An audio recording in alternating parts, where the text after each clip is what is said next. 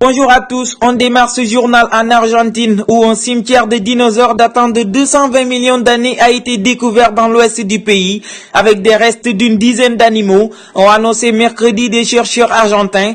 Au Soudan, le président déchu Omar el-Bashir a été transféré dans la nuit de mardi à mercredi dans une prison de Khartoum, ont indiqué des proches de l'ancien chef de l'État selon France 24. En Indonésie, le président sortant Joko Widodo, qui incarne l'Indonésie de la tolérance et de la diversité, a remporté le scrutin, mais avec 17 000 îles, 190 millions d'électeurs et 800 000 bureaux de vote, les élections présidentielles et législatives indonésiennes du 17 avril 2019 ne sont pas les plus faciles à organiser.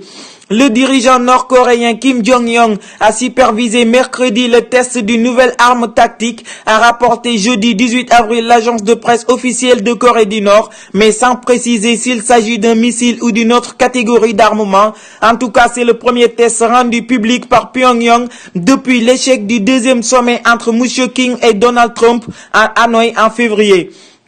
Au Sénégal, la révision constitutionnelle est désormais amorcée lors du Conseil des ministres de ce mercredi, le deuxième depuis le remaniement du 7 avril dernier. Le nouveau gouvernement a adopté un projet de loi portant révision de la Constitution qui devrait conduire à la suppression du poste de Premier ministre. Ce texte devrait être rapidement soumis pour approbation à l'Assemblée nationale pour entériner la révision de la loi fondamentale.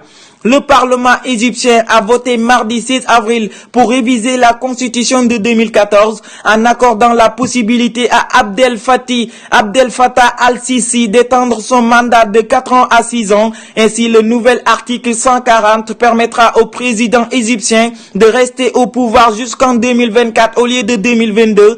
Plusieurs ONG, dont le Forum égyptien des droits de l'homme, ont condamné l'initiative, nous apprend Jeune Afrique.